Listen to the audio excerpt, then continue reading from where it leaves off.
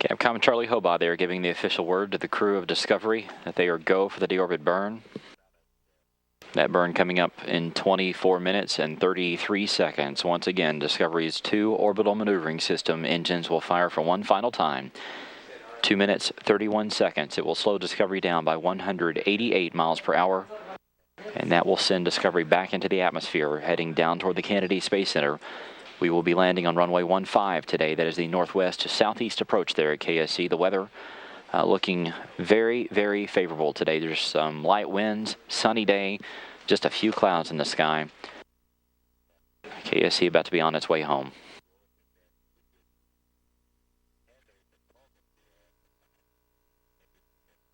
This is the current position of the shuttle in orbit. As you heard Hobart talk about, it may give us some ratty communications with the shuttle over the next few minutes, but Discovery will turn around here in a second to position for the deorbit burn.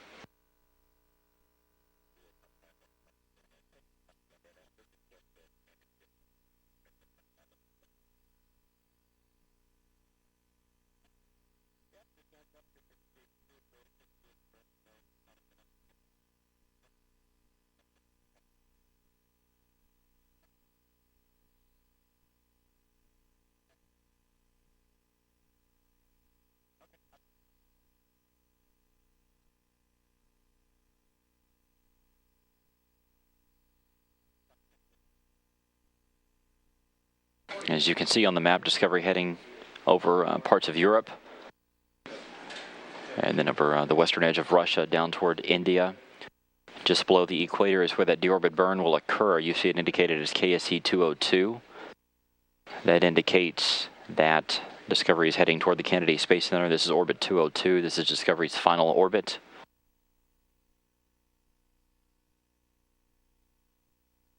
At the end of this journey, Discovery will have traveled 5,304,140 miles just on STS-133. Over the course of its 39 flights, Discovery has traveled 148,221,675 miles. Houston, I'll give you the items 27 now if you're ready. We're ready, thanks.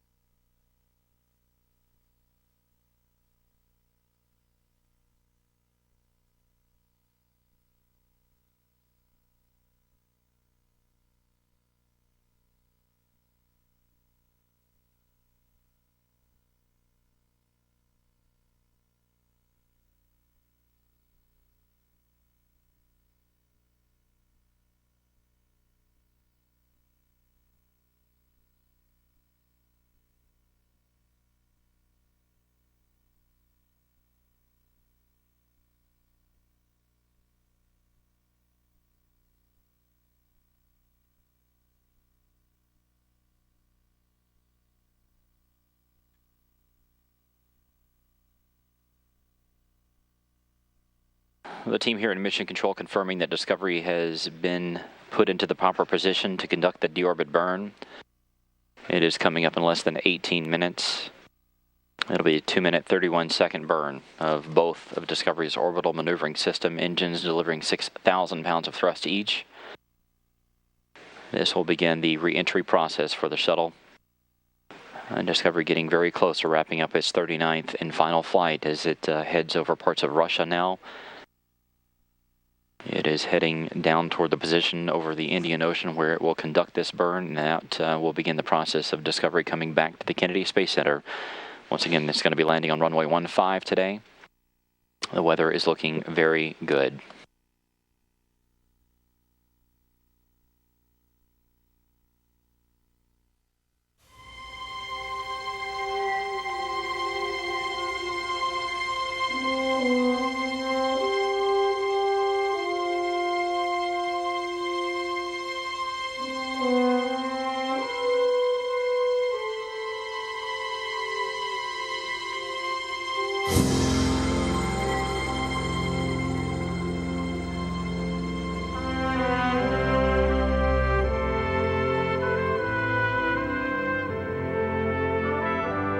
We have main engine start. 3, 2, 1. We have SRB ignition and we have liftoff. Liftoff of mission 41B, the first flight of the orbiter Discovery, and the shuttle has cleared the tower.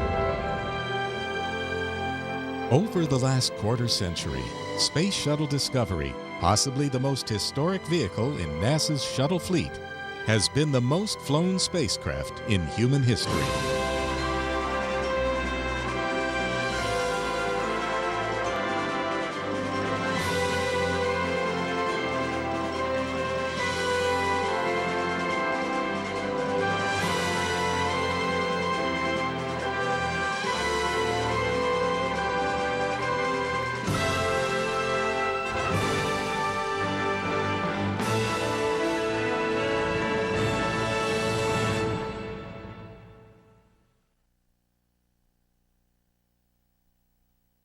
This team here in the Space Shuttle Flight Control Room is steadily watching over the telemetry coming down from Discovery. As we mentioned just a few minutes ago, the shuttle is in the proper attitude, the position that it will be in to conduct this deorbit burn coming up in 15 minutes and 20 seconds.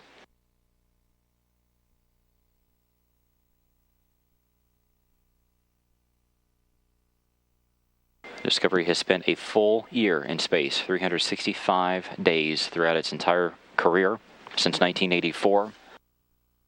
It will have traveled 148,221,675 miles on those 39 missions. It has completed 5,830 orbits of Earth. This will be the 76th landing of a shuttle at the Kennedy Space Center. And Discovery still planned for runway 15, which is the northwest to southeast approach there at KSC. Back now with a live shot. This is from the vehicle assembly building roof looking toward the shuttle landing facility. Runway 15 is on the right side. This would be moving from right to left in this view. Crowds are already gathering there at the Kennedy Space Center. There's several different NASA officials. The administrator, Charlie Bowen, is on hand. Bill Gerstermeyer, who is the Associate Administrator for Space Operations, is also there. Brian Lunny, who is the lead shuttle flight director for this mission, is there.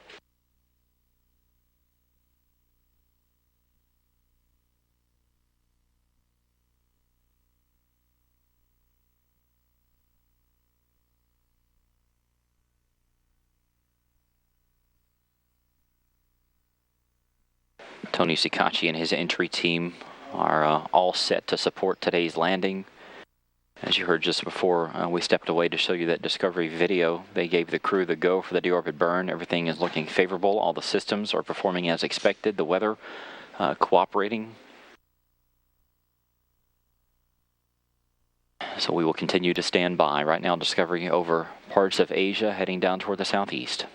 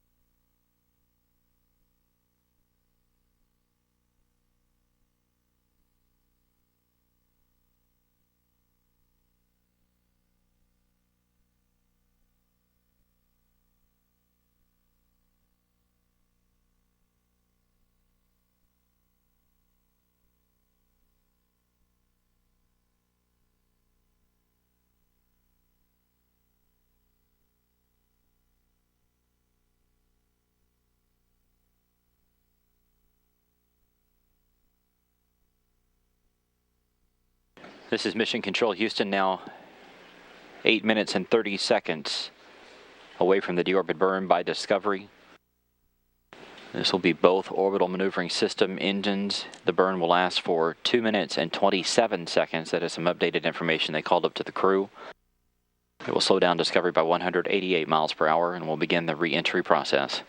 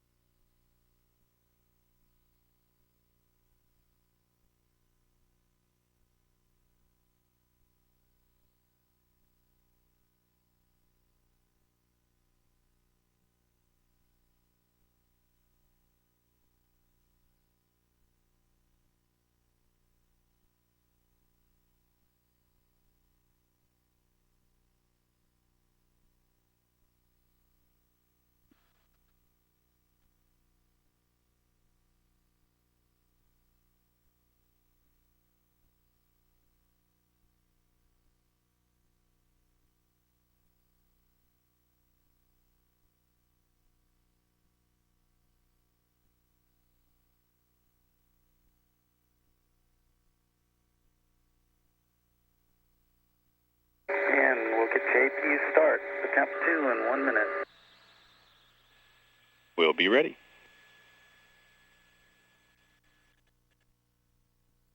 Discovery's crew getting ready to start up one of the auxiliary power units. These are the power stations on board that help provide power to the hydraulic system, which run the aero surfaces. Discovery will have 2 of these systems in play as it descends down through the atmosphere. The actual reaction control system jets will control Discovery during the first part of re-entry until the air pressure builds up enough that the flight control surfaces can take over. Whenever it reaches 10 pounds per square inch outside of Discovery, the roll jets, which are one of the 3 reaction control system jet systems, they'll be shut off, and at 20 pounds per square inch, the pitched jets are shut down. The speed brake is used at speeds below Mach 10, and then the rudder starts working at Mach 3.5, and that's when the final set, the yaw jets, are then shut down, and Discovery flies with its flight control surfaces all the way down to the Kennedy Space Center.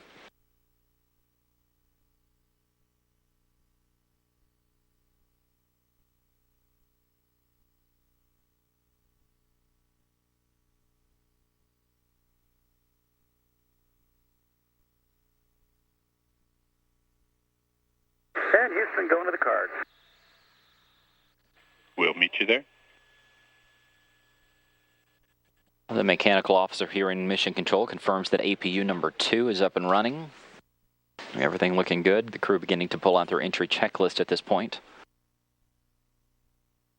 Now 4 minutes away from the deorbit burn.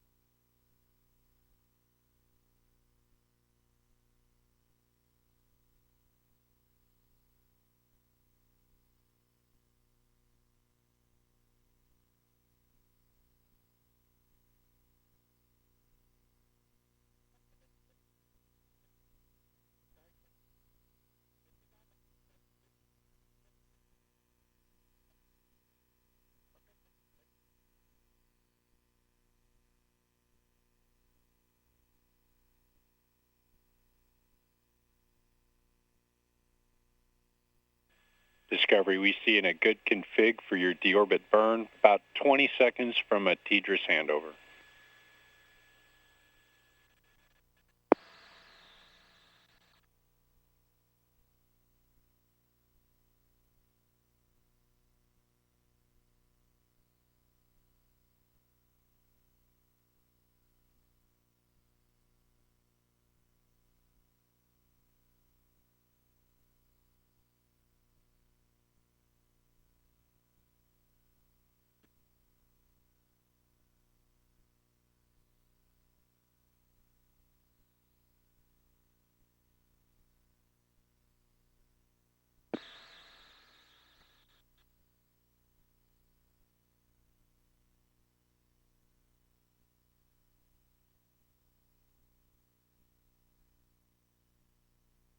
And Discovery, we're back with you after the handover.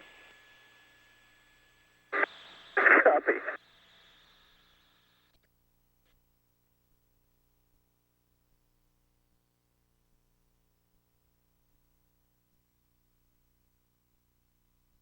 Now just 30 seconds to Space Shuttle Discovery's deorbit burn. Once again, this will be 2 minutes and 27 seconds long. Both orbital maneuvering systems will fire 6,000 pounds of thrust each. That will be enough to slow down Discovery by 188 miles per hour. And at that point, Discovery will be on its way toward the Kennedy Space Center with a landing on runway 15. The team reports that the burn has been enabled, standing by.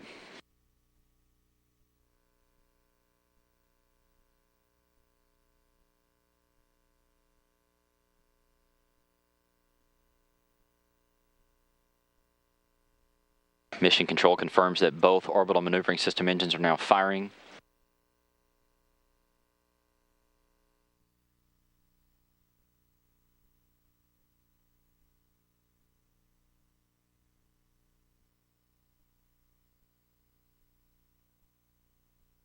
Two minutes to go. Everything looking good.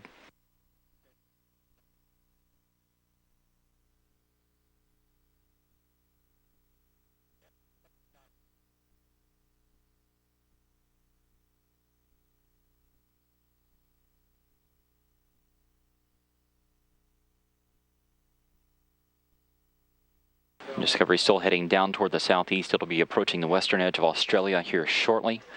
Once this burn is completed, it will take 1 hour for Discovery to reach that part of the world to the Kennedy Space Center in Florida. It'll go from Mach 25 down to 0 in that amount of time.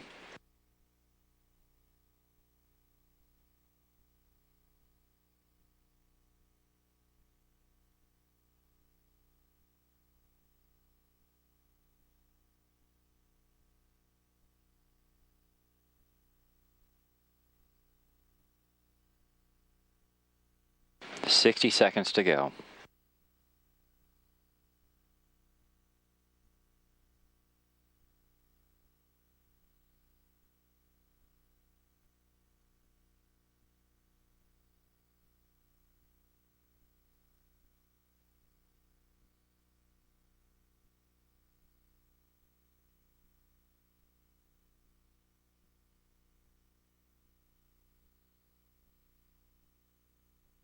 $30 seconds. Discovery continuing to slow down. This burn is changing Discovery's speed by 276 feet per second. That's 188 miles per hour.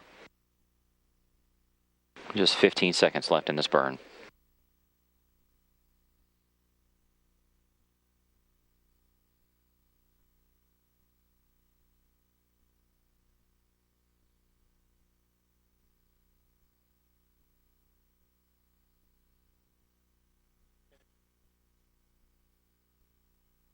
The burn's been completed. We saw a good deorbit burn. We'll meet you in the post-burn tab of the entry checklist.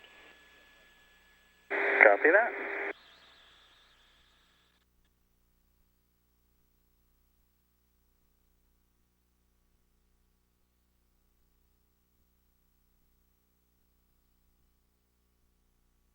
Once again, Space Shuttle Discovery's deorbit burn conducted at 9:52 a.m. Central Time. It lasted for 2 minutes, 27 seconds. It slowed down Discovery by 188 miles per hour. The shuttle right now over the Indian Ocean, heading down toward the southeast. now on its way toward the Kennedy Space Center. Now that Discovery's on its way home, we're going to check in with the Kennedy Space Center. We're going to go now to George Diller there to give us an update on convoy operations as the Kennedy Space Center gets ready to welcome home Discovery for the final time.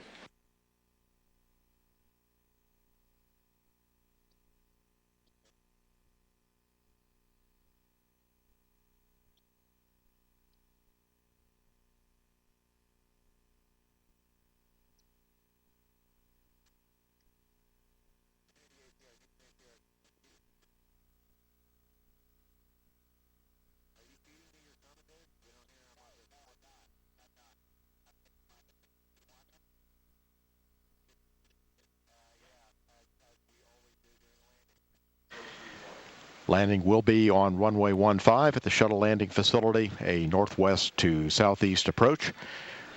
Once Discovery's rollout is complete, the point on the runway where the nose wheel stops will be marked, and later a permanent marker will be placed at the edge of the runway designating the final stopping point of Discovery's last landing.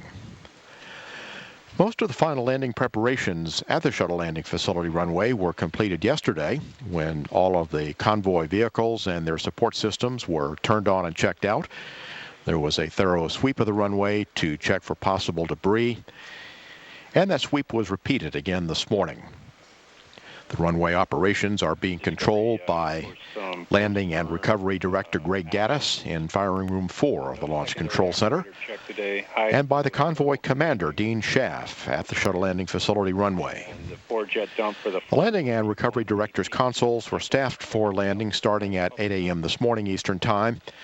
The landing team, who will meet Discovery on the runway in the vehicle convoy after touchdown, had their last and final briefing this morning at 10:15 a.m. The convoy then began moving out to the shuttle landing facility about a half an hour later at 10:45. There are a total of almost 50 vehicles that make up the convoy. Not all of those vehicles are on the runway at any one time, but enter at various times during the post-landing activities. Also earlier this morning, the microwave scanning beam landing system, the precision instrument approach landing system for Discovery's final approach, as well as the visual landing systems, were turned on and received a final checkout. Now that the deorbit burn has been completed, the convoy vehicles will be pre-positioned at their end of the runway, ready to move in toward Discovery once it is safe to do so. The Milo tracking station at Kennedy will acquire Discovery at about 13 minutes before landing, or at about 11:45 Eastern Time this morning. Discovery will be at a distance of approximately 500 miles from touchdown, and Milo will begin supplying controllers in Houston with voice, data, and telemetry communications. Also at Cape Canaveral Air Force Station, radar contact with Discovery will also be made at that time.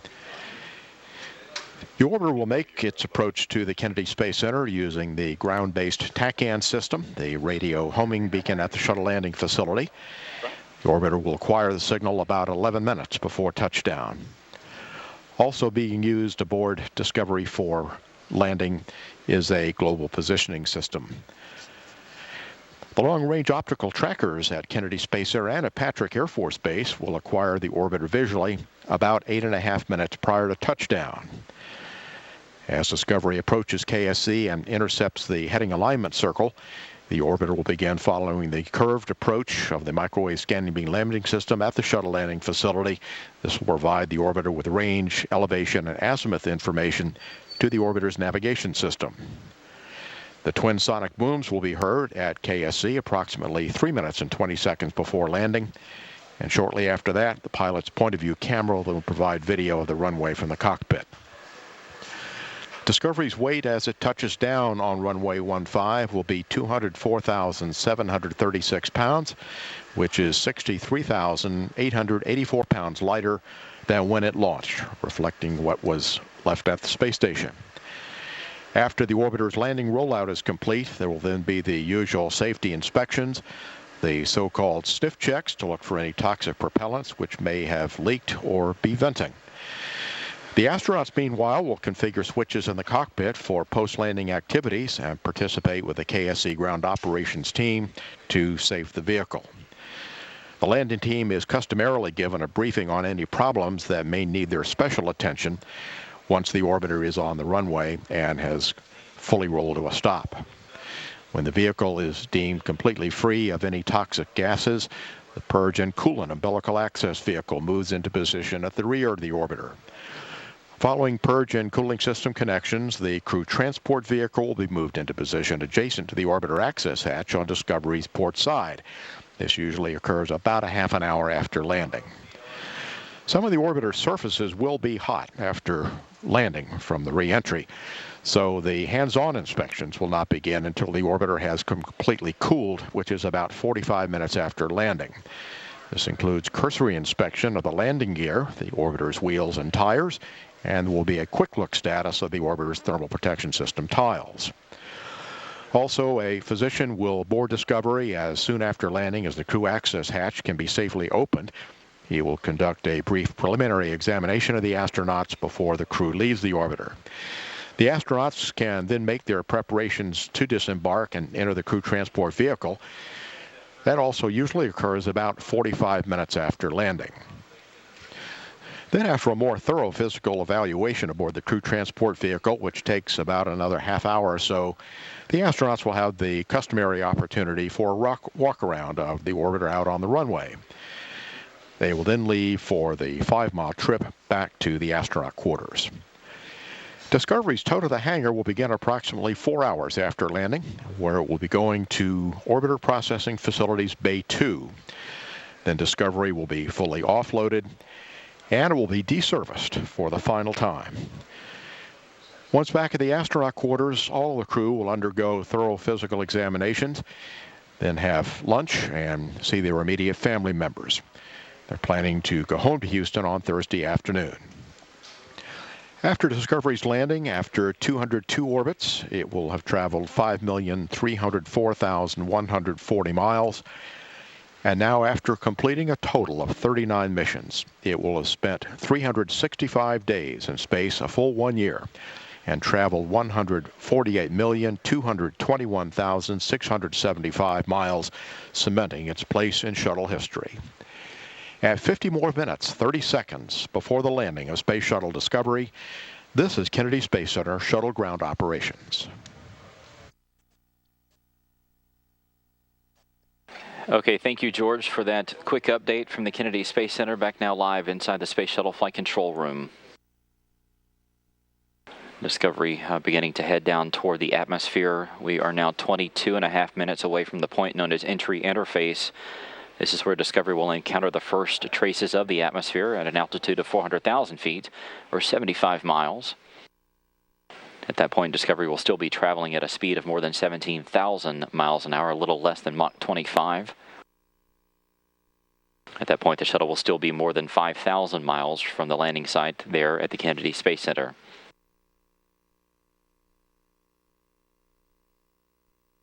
As you can see from this graphic, Discovery has taken on its re-entry position with the nose down. Once it starts encountering the atmosphere, Discovery will lift its nose up, putting the bottom of the shuttle into the atmosphere at a bank of about 40 degrees. This will help dissipate speed and heat as the shuttle continues on down toward Florida.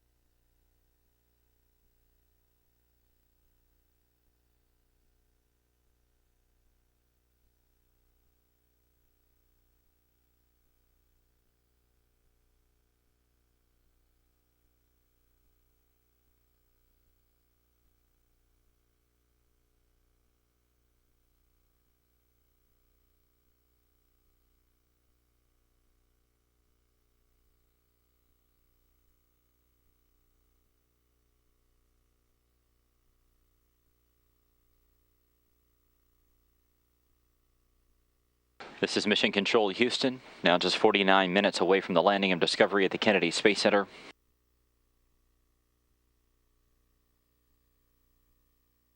The team here confirming that the residual fuel that is in the forward reaction control system jets is being dumped.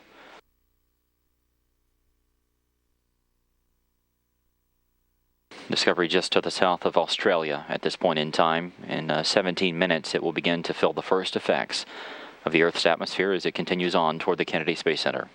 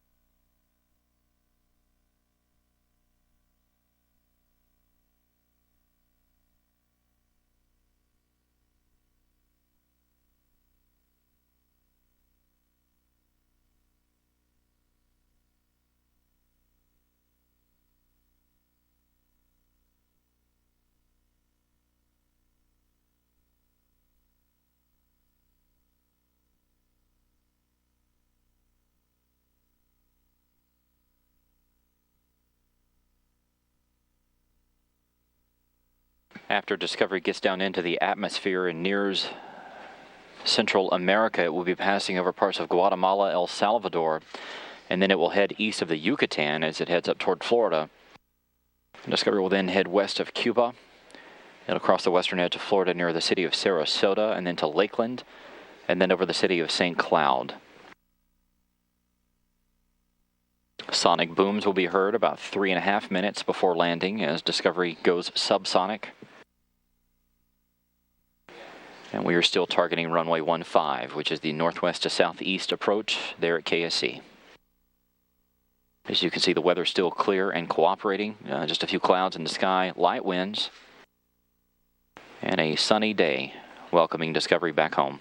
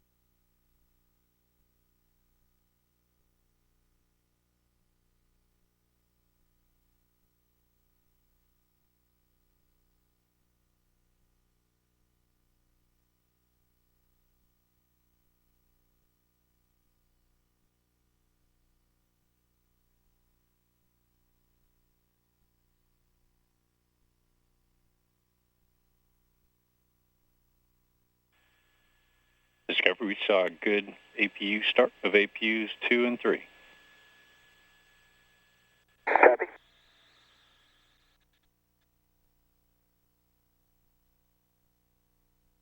The remaining 2 auxiliary power units have been powered up successfully. They both look good, so all 3 APUs now up and running as expected. These 3 onboard power stations provide the power to the hydraulics that run the flight control surfaces that Discovery will need once it gets down into the thicker atmosphere. At this point, though, Discovery's reaction control system jets are still maneuvering the shuttle. Once the air pressure builds up to a point of 10 pounds per square inch, that is when the roll jets will be shut off. At 20 pounds per square inch, then the pitch jets will be shut down. And then the speed brake will be used at speeds below Mach 10, and the rudder starts working at Mach 3.5, and that is when the yaw jets, which will be the final set, will be shut down. The nose of Discovery beginning to lift up. In 10.5 minutes, that is when the shuttle will begin entry interface, the first effects of Earth's atmosphere.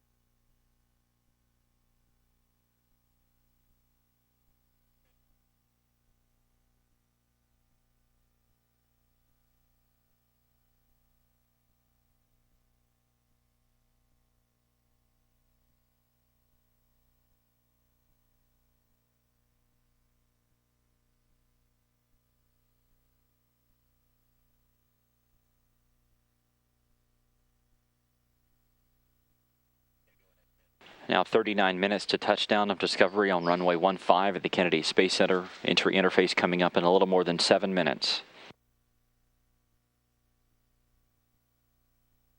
Discovery's speed is still its orbital velocity, which is Mach 25. That will begin to slow down considerably once it gets into the atmosphere.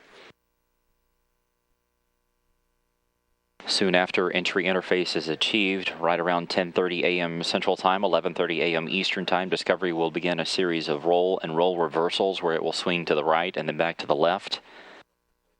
This is done because Discovery has to dissipate all of that incredible amount of energy that it gained during launch back on February 24th. It has to bleed all of that off. There's a couple of different ways this can be done. You can bring the shuttle in more steeply and quicker, but that would violate the thermal constraints on the shuttle. So what they do is do these roll and roll reversals, turning the wings over almost 80 degrees onto their side as Discovery turns to the right, and then back to the left to get back on path. And this will dissipate quite a bit of that speed as Discovery heads toward the Kennedy Space Center.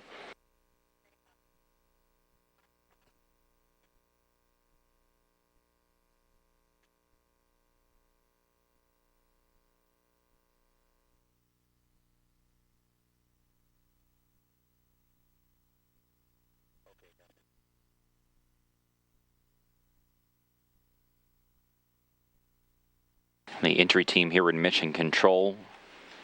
Pito, I think we're done with the entry checklist. We'll meet you on the entry maneuvers card. And we're headed that way. We'll see you there. That is Capcom Charlie Hobaugh there. Sitting beside him is Barry Wilmore. He is the weather Capcom today. Hobaugh is the lead Capcom for entry. He was also the Capcom for ascent. There at the top right-hand side is Richard Jones. He is today's weather flight director. Sitting beside him is Tony Sikachi, today's entry flight director. This entire team watching over Discovery systems, everything performing as expected.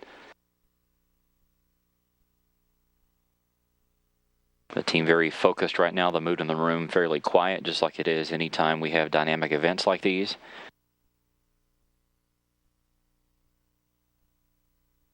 Less than 5 minutes from now, entry interface will occur. We're now 36 minutes and 33 seconds away from landing.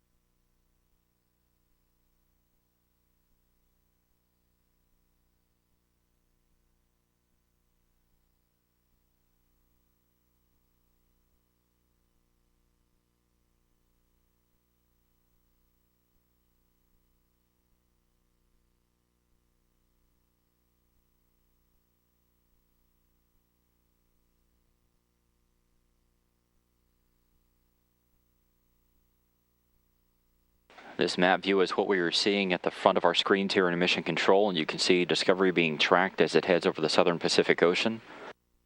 It is heading up toward the equator, and then it will cross parts of Central America, including Guatemala and El Salvador. It'll then head up to the east of the Yucatan Peninsula, to the west of Havana, Cuba, and then over the Gulf of Mexico before crossing the western edge of Florida, near the city of Sarasota.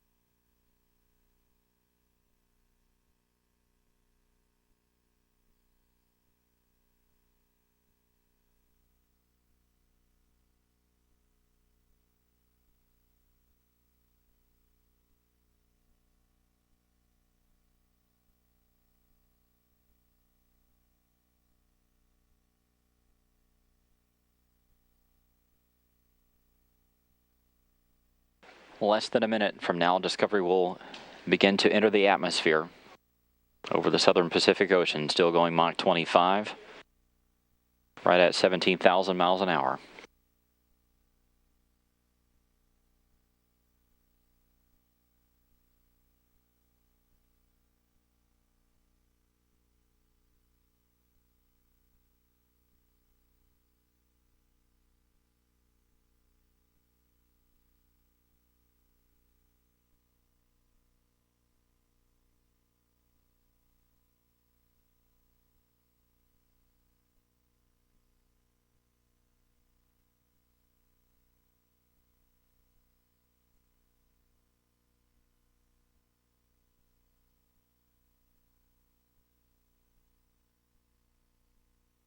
Discovery now reaching entry interface at 400,000 feet in the air. That's 75 miles.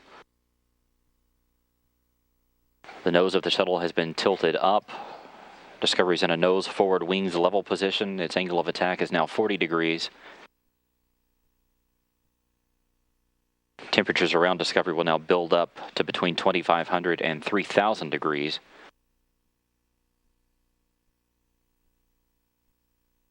The reaction control system jets are still steering the shuttle, but those will be shut down one by one as the air pressure builds up and the flight control surfaces, the elevons and the rudder and the speed brake and the body flap become active.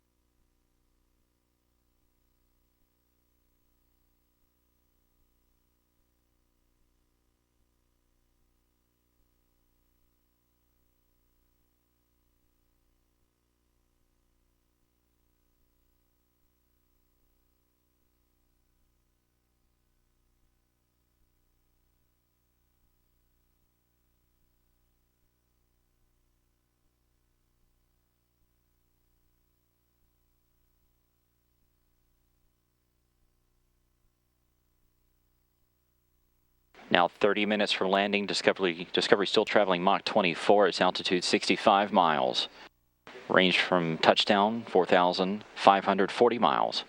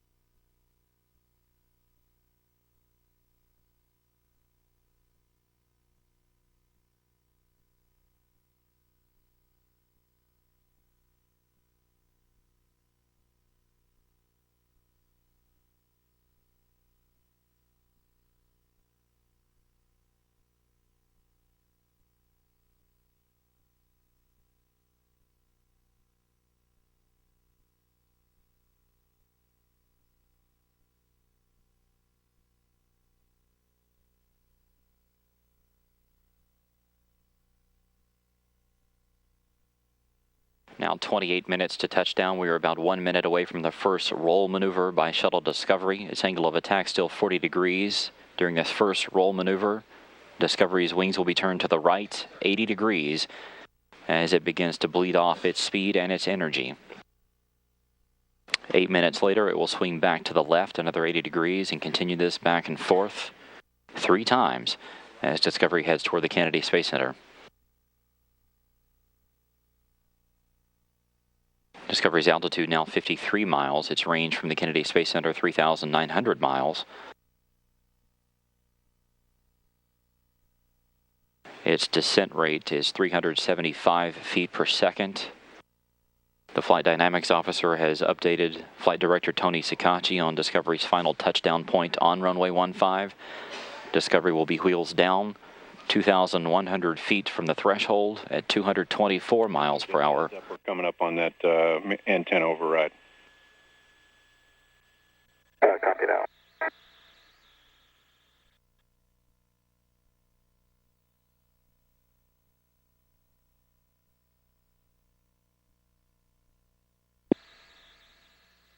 The antenna override that you heard Charlie Hobaugh talking to the crew about is a known procedure that they talked to the crew about before re-entry.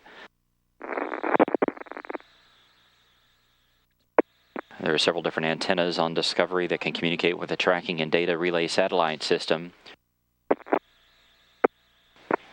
Discovery's onboard computers automatically select which antenna is best, but the team here in Houston is going to automatically command those antennas from here to switch them over to a better reception.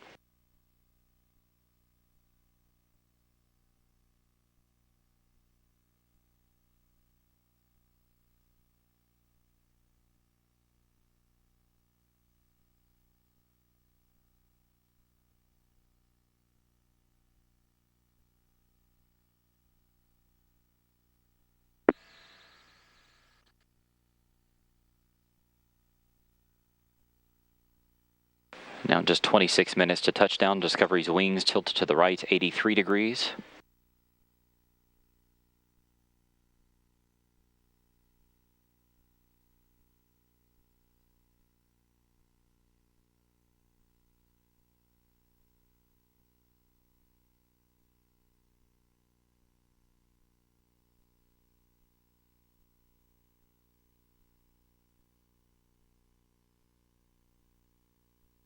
Discovery's current speed 16,700 miles an hour. That's Mach 24. Its altitude 48 miles.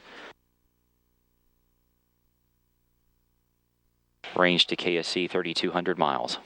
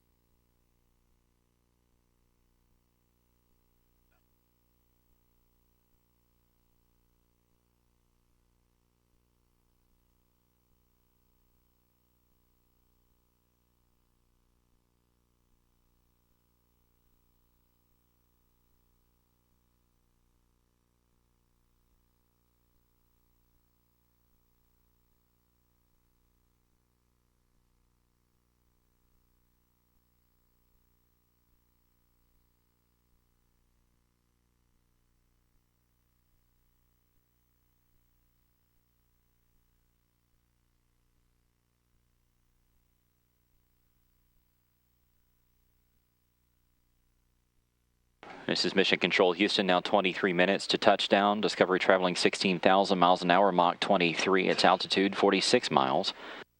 Range to touchdown 2,640 miles.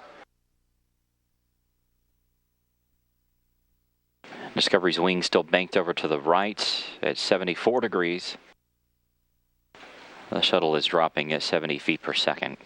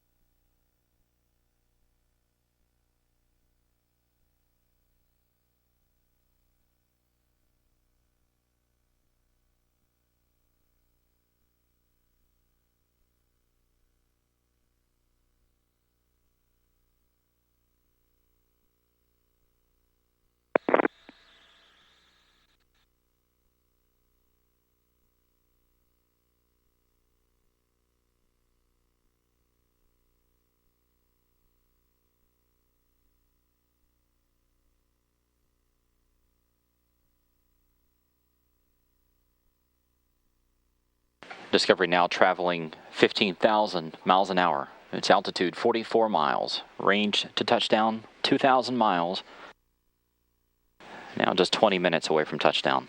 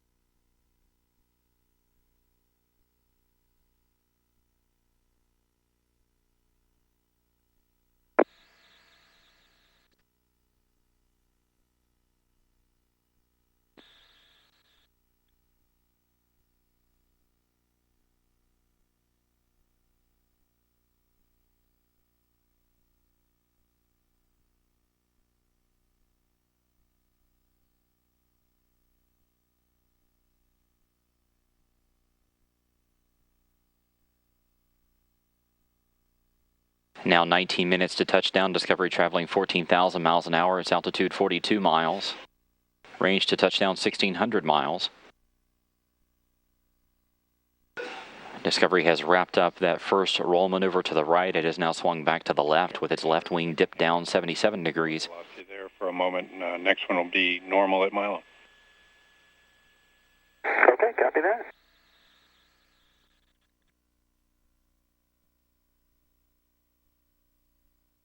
I meant to call you. Block 29 is complete. When did that happen? Oh, a while ago. All right, good deal. Thanks.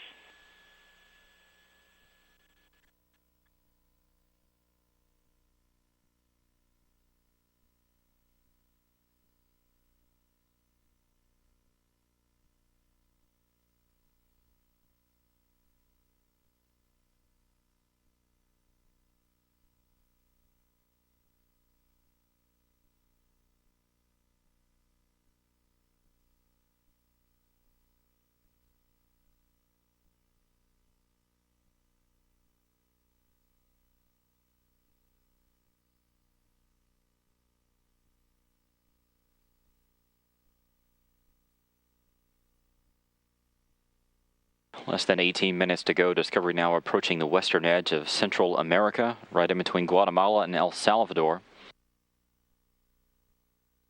It will make a quick transit across that and then on up to the eastern side of the Yucatan. Discovery speed is now 13,100 miles an hour. Its altitude 40 miles. Range 1,300 miles.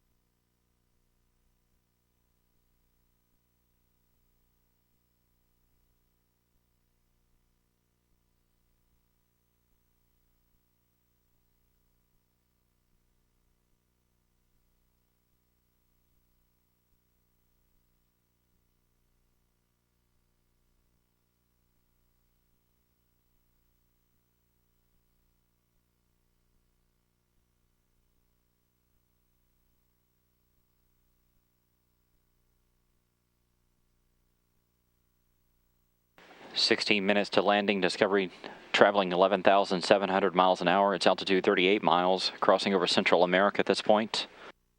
Approaching the Yucatan Peninsula. Discovery and still in a roll reversal to the left. Its wings tilted over 62 degrees right now. The shuttle dropping at 193 feet per second. The Reaction control system, roll and pitch jets have been shut down. The flight control surfaces are becoming active. The yaw jets, however, are still in effect. They are still helping Discovery navigate and steer. Once Discovery gets below Mach 3.5, those will be shut down as well.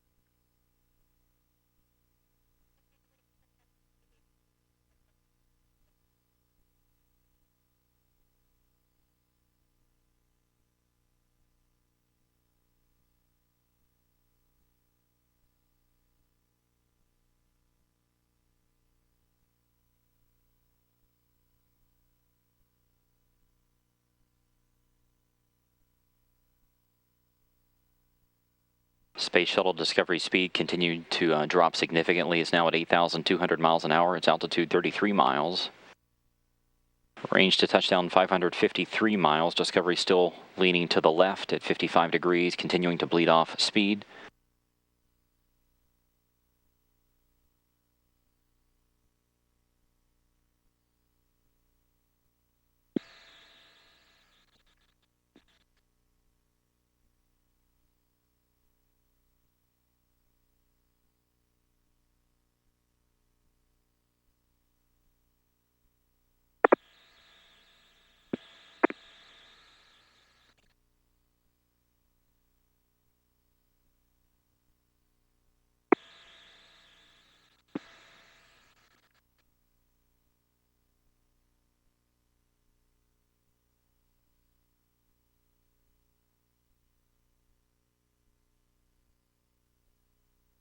Discovery is now within range of the Barratt Island tracking station there near Kennedy Space Center.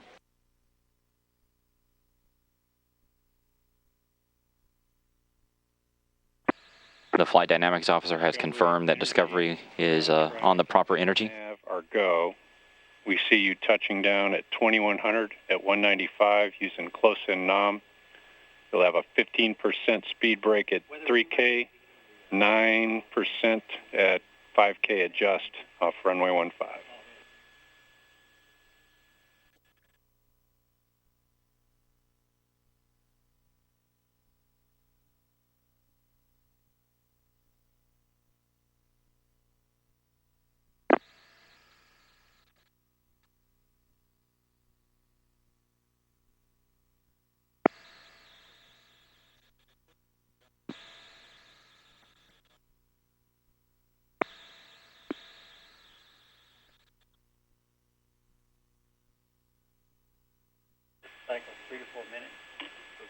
Discovery, we are now picking you up on S-band. Your energy ground track and nav are go.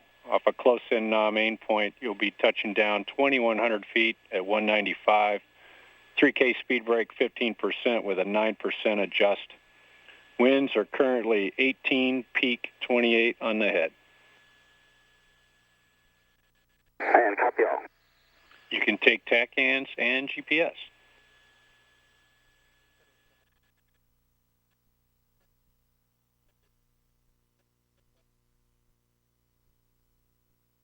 Discovery now receiving information from the tactical air navigation aids that lie along the glide path toward the Kennedy Space Center.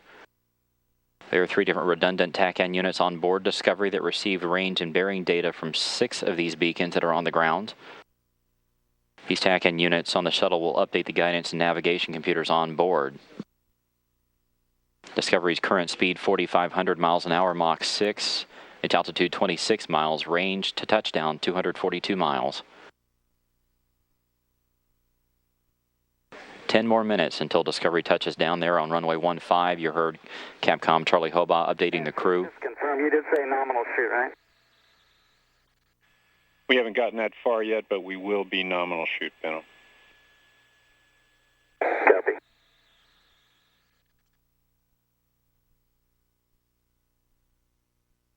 Discovery will be touching down 2,100 feet down the runway at 224 miles an hour.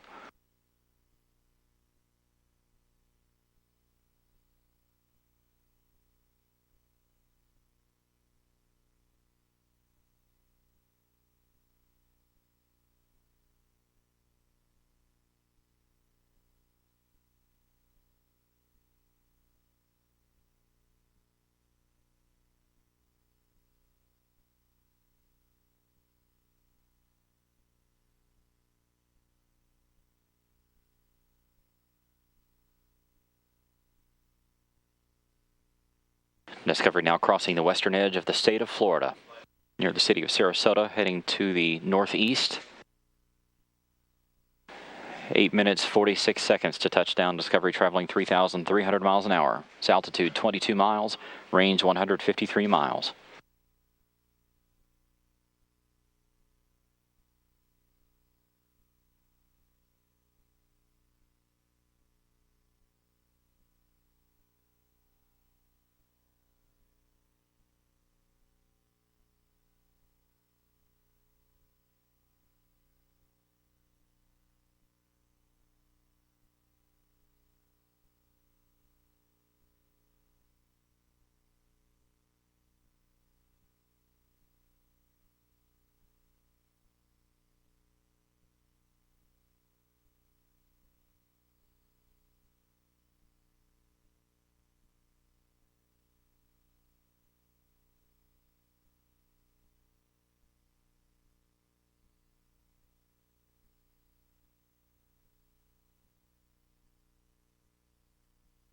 Discovery's range now 109 miles, its speed 2,476 miles, its altitude 19 miles. A little more than 7.5 minutes to touchdown.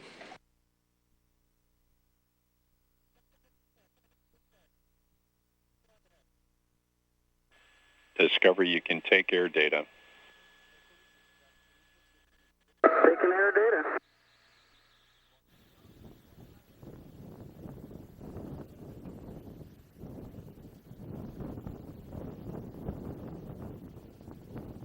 Our first views of Space Shuttle Discovery as it bears down on the Kennedy Space Center. The 2 air data probes on the left and right side of Discovery's nose have been deployed. They are measuring the speed of the wind around the vehicle and updating the airspeed and rate of descent to the onboard computers.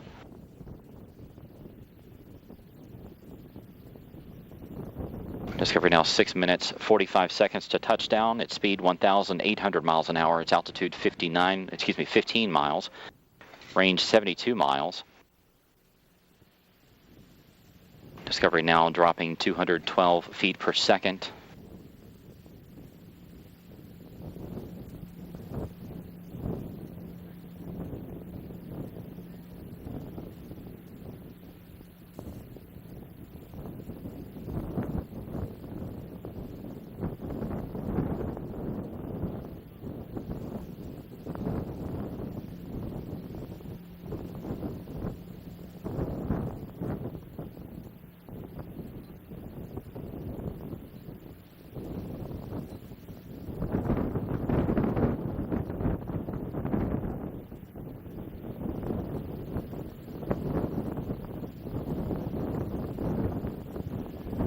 Discovery, you are on energy approaching the hack. Latest winds now 17 peak 25 out of 150, so it's straight down the runway. We ran the energy numbers with the higher peak wind that we gave you earlier, which was the 18 peak 28, still getting you 2,200 feet down. So we'll call it 2,100 at 195. Okay, copy that. And if I didn't mention it, still nominal shoot. Copy. Capcom Charlie Hoba updating the crew on the winds and the weather. This is a view from the heads-up display looking out pilot Eric Bowe's window. Discovery now 5 minutes from touchdown. It is traveling 850 miles an hour. Its altitude 11 miles. Range to touchdown 35 miles. Discovery continuing to drop 286 feet per second. Its wings are now level.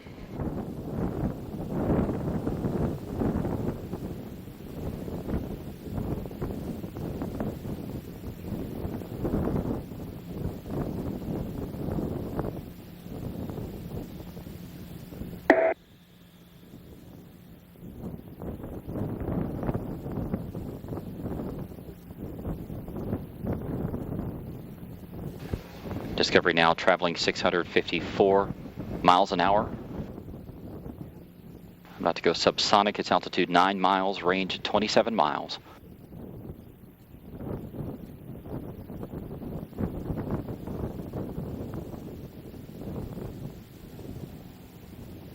Four minutes to touchdown.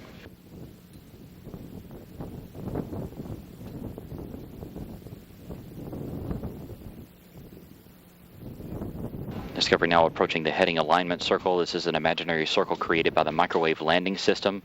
It sits off the end of the runway and is about 7 miles in diameter. Commander Steve Lindsey will take over the flight of the shuttle around this circle, which will set it up for final approach. Sonic booms now heard at the Kennedy Space Center announcing Discovery's arrival. 3.5 minutes to touchdown.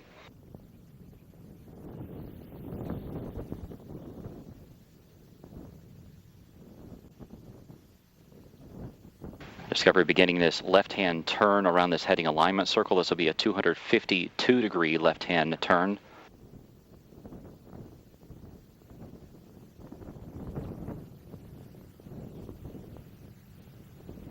Pilot Eric Bowe has taken over control of the flight at this point. Discovery traveling 500 miles an hour. Its altitude 5 miles. Discovery, we see you on at the 180. On at the 180. Discovery crossing out over the Atlantic, then back over the eastern edge of Florida.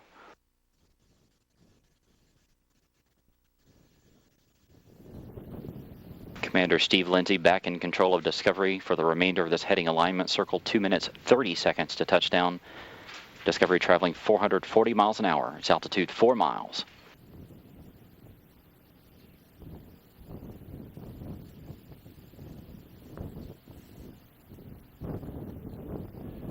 Discovery, you are on at the 90. On at the 90.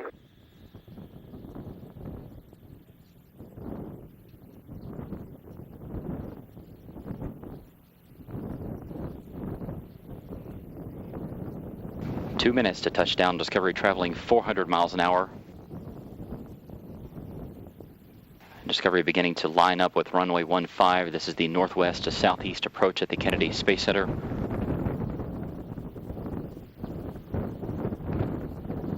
During this point in the flight, the shuttle's descent rate is 20 times higher and the glide slope is 7 times steeper than a commercial airliner. Discovery speed 400 miles an hour, its altitude 2 miles, continuing to line up with the runway there at KSE. We agree you are on, and we have good HUD video. Very good. The heads-up display will allow Commander Steve Lindsey to line up Discovery's nose with the runway. You will see 2 arrows approach from the bottom. He will continue to lift the nose of the shuttle up.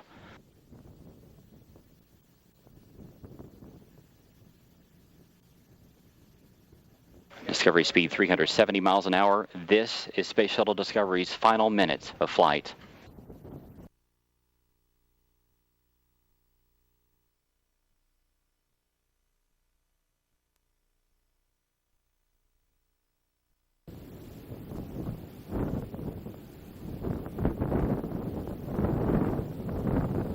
Space Shuttle Discovery now on final approach to the Kennedy Space Center.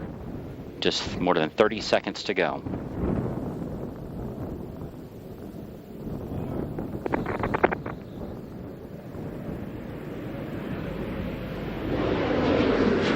Discovery's gear is down and locked.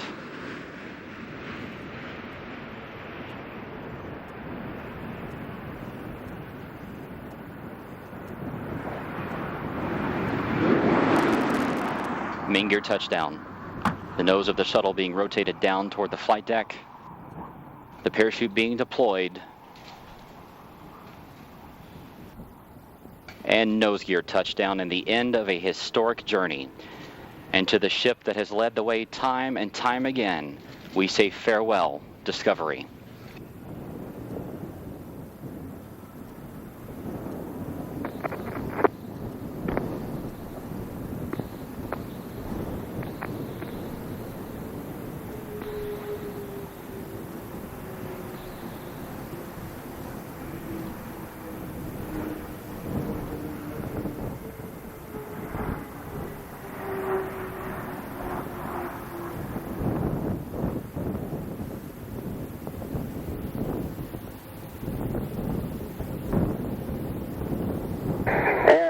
Discovery for the final time. We'll stop.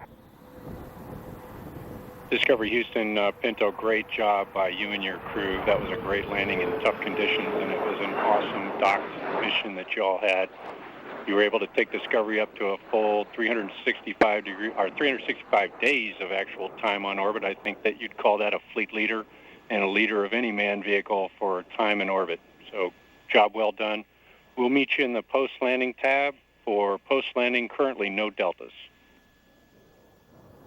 And copy that. Scorch, we're headed to 5-3, and I'd like to thank you and your team and all the orbit teams for a fantastic mission, as well as the Expedition 26 team on orbit. And I'd also like to thank KSC, who has given us a perfect vehicle from start to finish on her final flight. Well said on all, and we totally agree. Thanks, Pinto.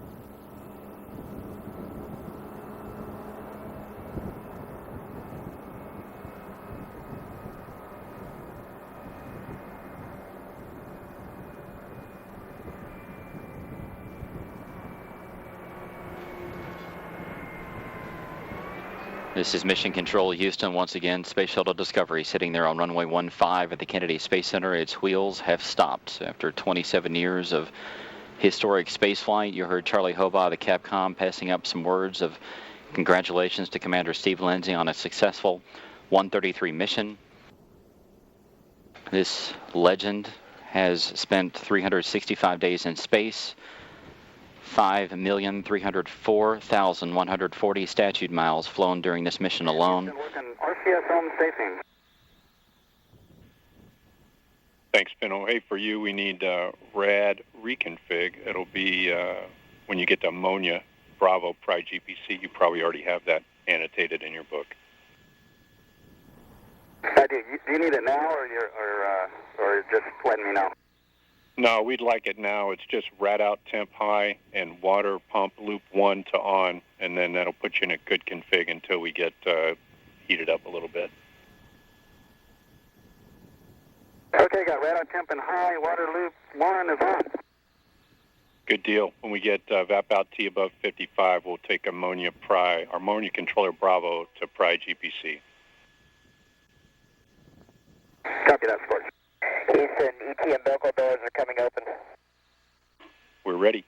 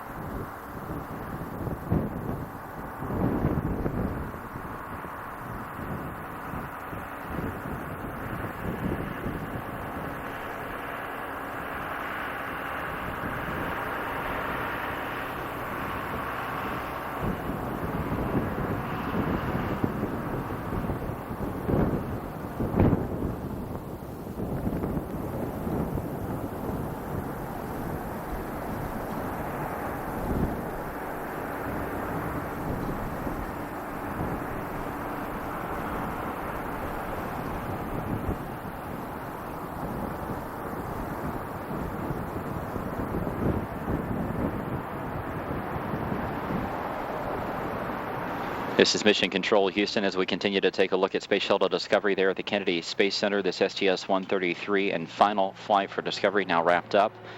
We will now pass along the unofficial landing times to you. Controller Bravo to... If you miss any of these, we will, of course, give them to you once again here in a few minutes. New Controller Bravo going to GPC, and I have you loud and clear, GC. Main gear touchdown occurred at a mission elapsed time of 12 days, 19 hours, 3 minutes, and 53 seconds. Central time, that was 10:57 and 17 seconds. Nose gear touchdown, mission elapsed time, 12 days, 19 hours, 4 minutes, and 4 seconds. Central time, that was 10:57:28. Wheel stop occurred at a mission elapsed time of 12 days, 19 hours, 4 minutes, and 50 seconds. Central time was 10:58 and 14 seconds. So once again, main gear touchdown occurred at a mission elapsed time of 12 days, 19 hours, 3 minutes, and 53 seconds. Central Standard Time, 10:57 and 17. ET umbilical door. Nose gear touchdown occurred at a mission elapsed time of 12 days, 19 hours, 4 minutes, and 4 seconds. Central Standard Time, 10:57 and 28. Wheel stop occurred at a mission elapsed time of 12 days, 19 hours, 4 minutes, and 50 seconds. Central Standard Time, 10:58 and 14 seconds. As we mentioned, those are unofficial times, and we will repeat them coming up here shortly.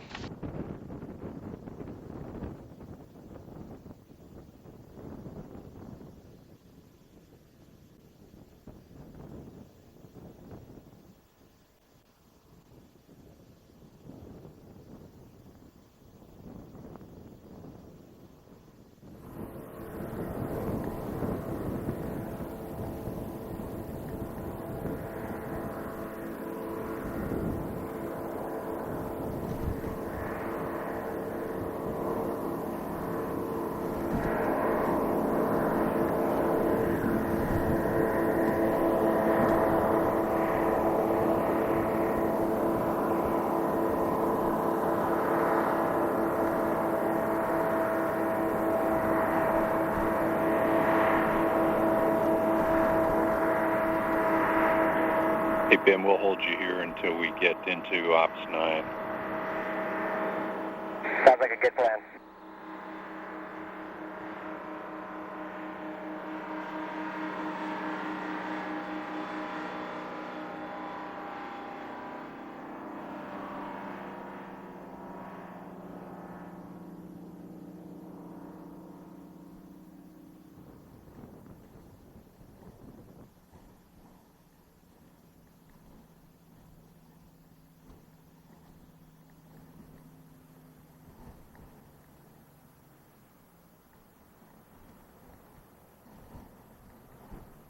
And Houston, RJD's offside hatch strike chute, landing gear safe.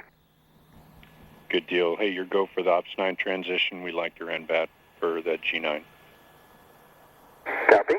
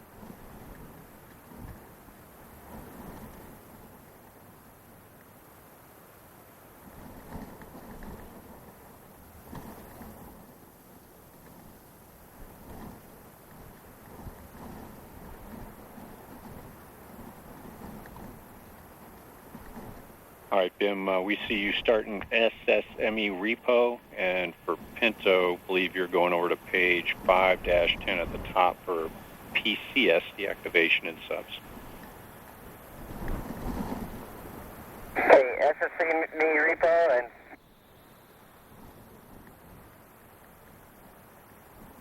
starting SSME repo.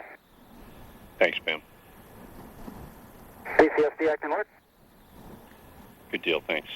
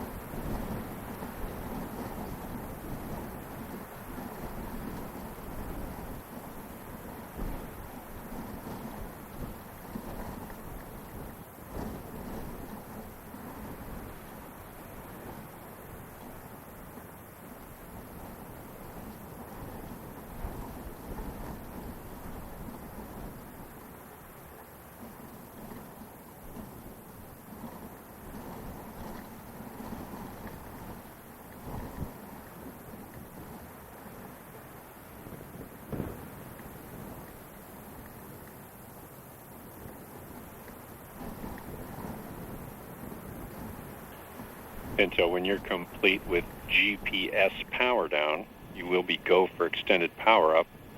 We'll see you headed over to page 5-14 and press. Yeah, we're complete with that. I'm on 5-14. I'll set up the NBAT. Okay, great. Yeah, set the NBAT up. We'll wait till the SSME repo completes, and then we'll let you do the set contraction. Copy that.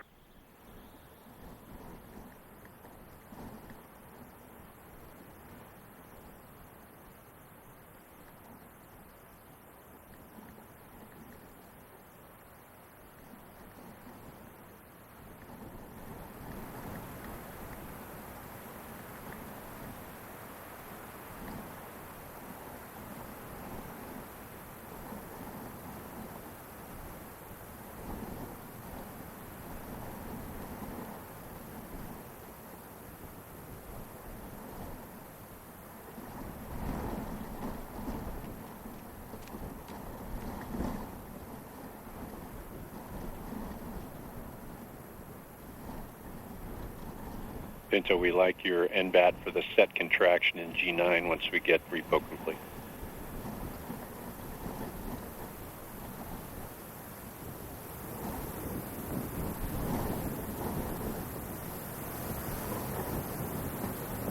This is Mission Control Houston. Discovery's main engines are currently being repositioned. The ground teams there will continue to verify that Discovery is safe. And shortly the entire convoy will begin approaching Discovery.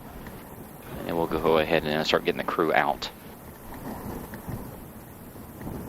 We are standing by for the shutdown of the auxiliary power units. Once we receive confirmation of that and see it here in Houston, we will hand over to the Kennedy Space Center for some replays of Discovery's landing.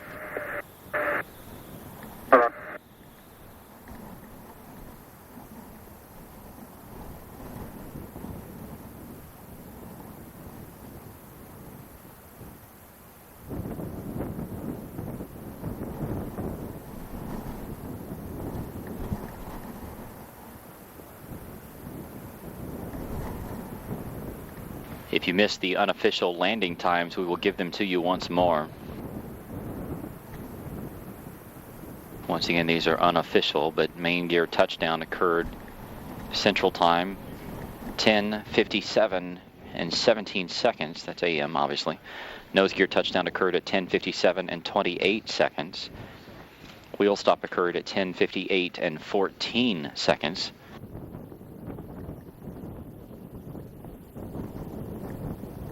The mission elapsed times were as follows. Main gear touchdown 12 days, 19 hours, 3 minutes, 53 seconds. Nose gear touchdown 12 days, 19 hours, 4 minutes, and 4 seconds. Wheel stop at 12 days, 19 hours, 4 minutes, and 50 seconds. And then BIM, after that, you can do APU height shutdown. Okay, we'll get the second traction first. Copy that. Before APU height shutdown. Thanks, buddy.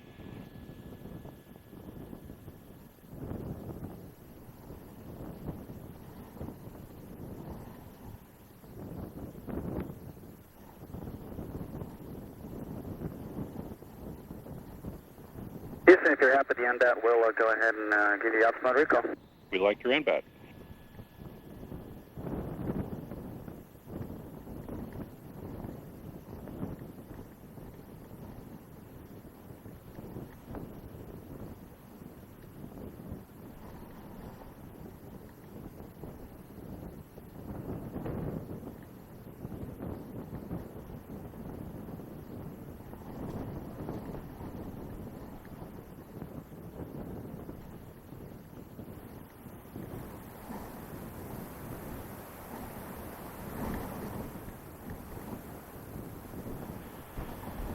BIM, your go for the APU height shutdown now. Thanks for waiting. Copy, go for APU height shutdown. No problem. And Houston, GPC power down and work. We're ready. Thanks.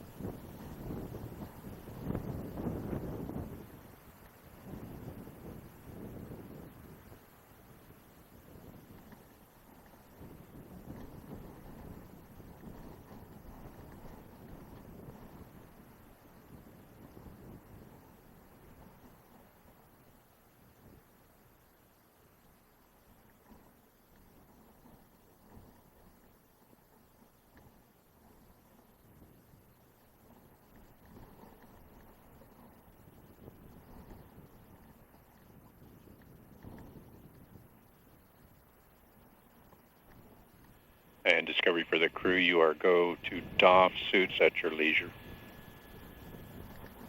Copy, go to doff suits.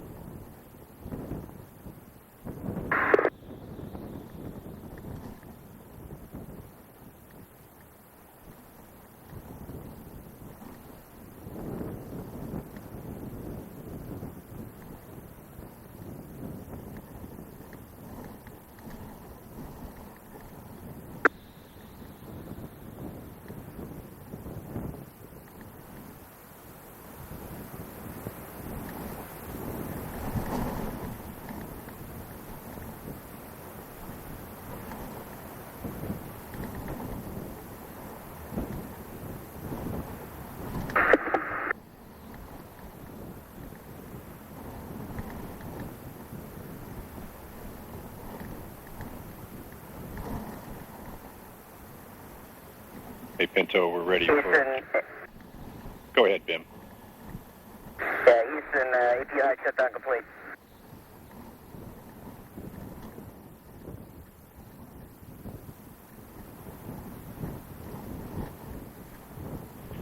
Copy, BIM, and you do have a go for vent door purge positioning. If you killed CRT2, you can bring it back up if you need it.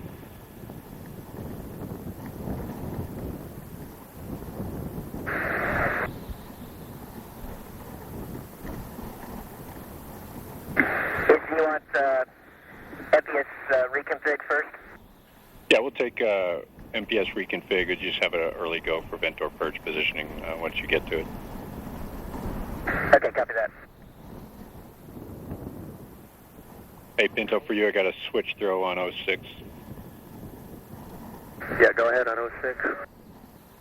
Yeah, we'd like you to take GPC 5's mode switch to standby, please. Copy that. Missed that, Scorch. Negative. We just called out when we needed this for recorder dump. You didn't miss anything. Just checking. Okay, so 5 to standby, correct? Correct.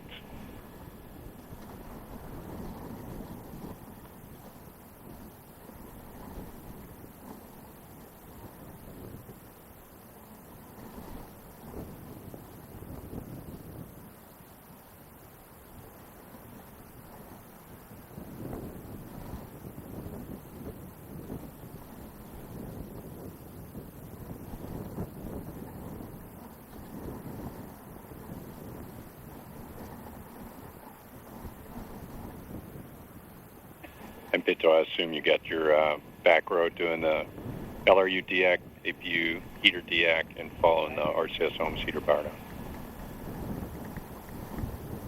Okay, copy that. Go for LRU deac, APU heater deac, and RCS Ohms heaters power down. You bet. Thanks.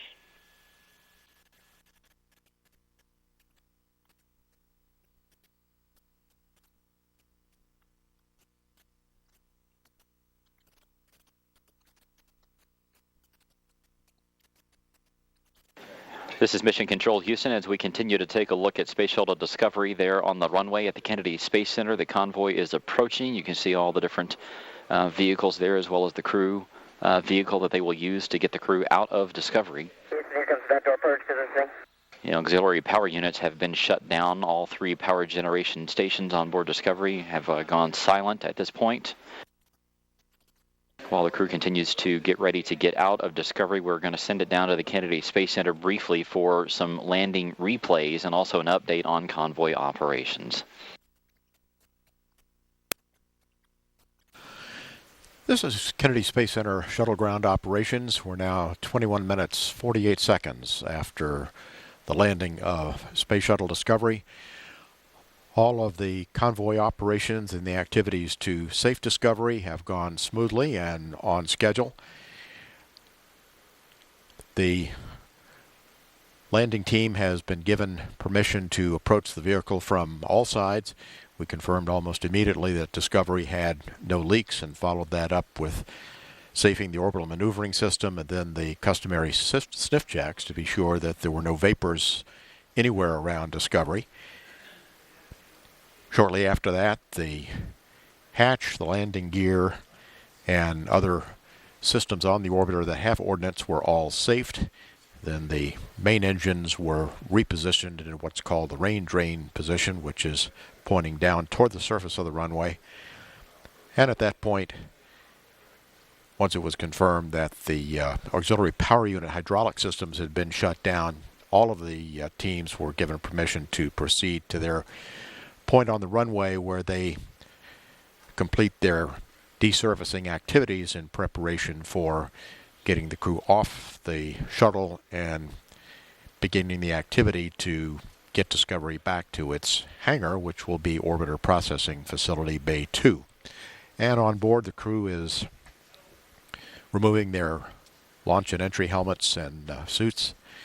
Discovery right now is sitting at the 9,700-foot point down the runway, and there are measurements being taken right now as to exactly where the main landing gear touched down on the runway, or the nose gear touched down, and then the final wheel stop point for Discovery.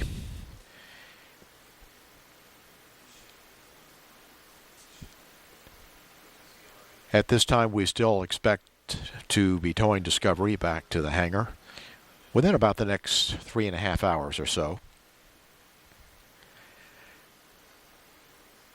We're going to look now at some replays of the landing from different vantage points around the shuttle landing facility of Discovery's approach, landing and rollout on runway 15 at the Kennedy Space Center. At 24 minutes, 15 seconds after the landing of Discovery, this is KSC Shuttle Ground Operations.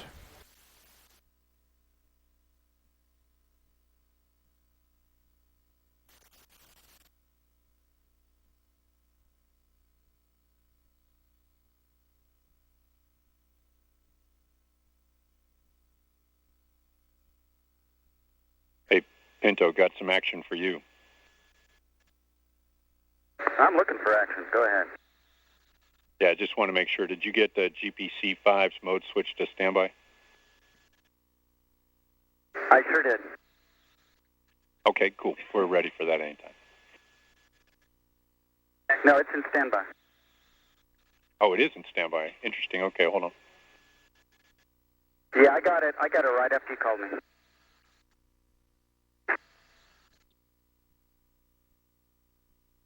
Okay, we got a little bit of a head scratcher going, so we may call you here in a minute. Sure. And just looking at it, it looks like it's in the detent, or as you know, it's not really a detent, but it looks like it's in the correct position.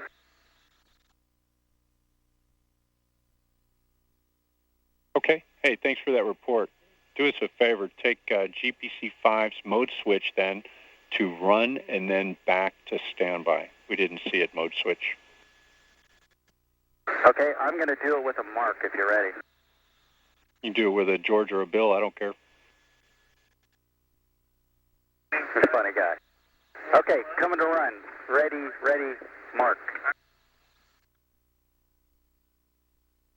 And now go into standby. Ready, scorch. Okay, let's look at it. Hey, Pinto, thanks for doing that for us. It worked that time. I guess you just had to use my name in it.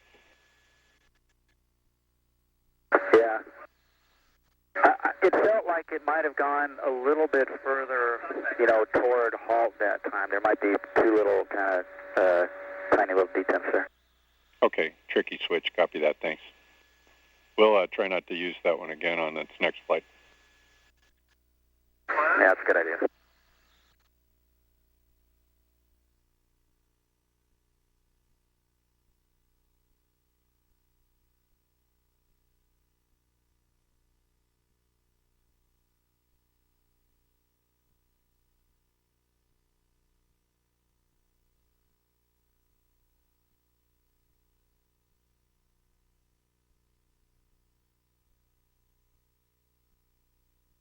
And Houston, LRU deact, APU heater deact, RCS home heater power downs complete.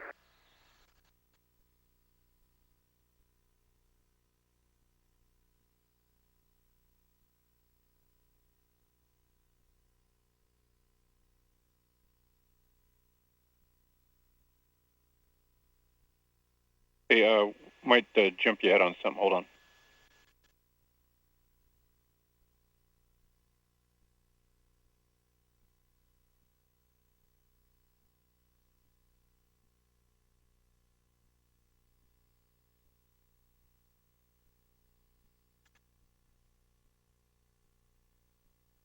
Hey, if you can fit it in, go ahead and pull the right DDU circuit breakers. Did you say the right DDU circuit breakers? Correct. The right DDU circuit breakers should be, I don't know if they're both of them in or just one, but if you could check those both that are open, that'd be a better config. No, we missed that one, sorry. Oh, no sweat.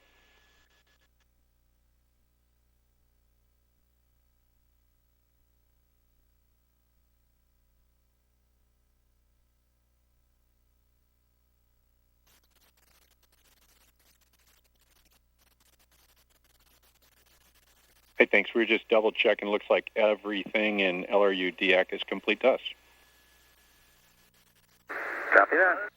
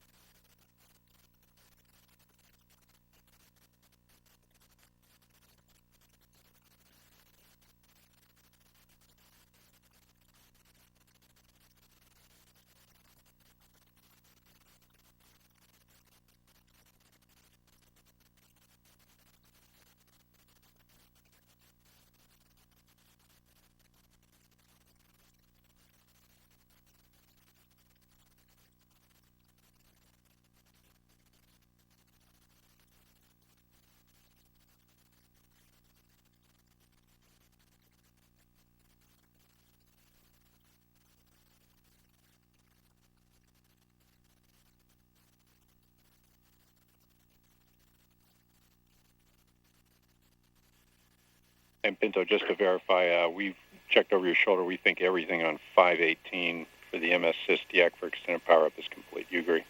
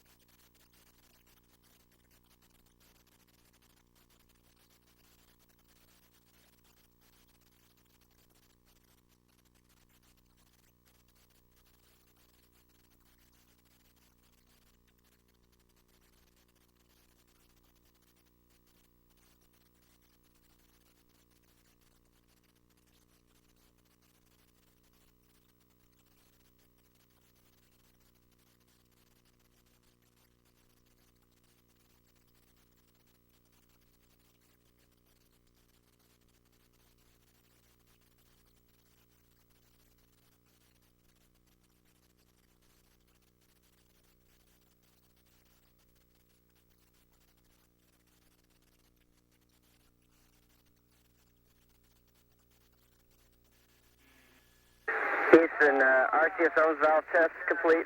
How did the challenge go? Nicely done, P.M. Hey, for you, we see you going right over to SIS DEAC for extended power-up on 515. So you complete with everything up to that point.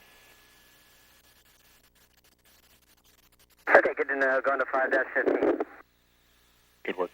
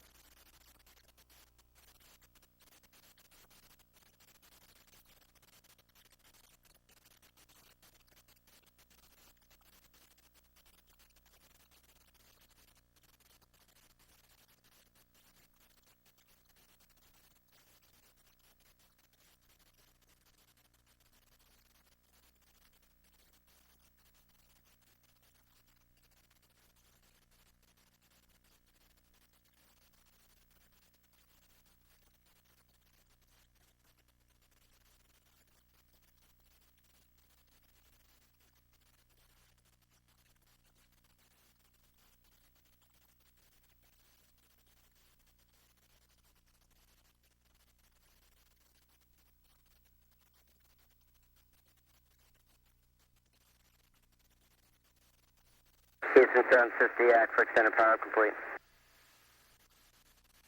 Thanks, P.M. We got you headed over to the bonus round of egress. That is a bonus round.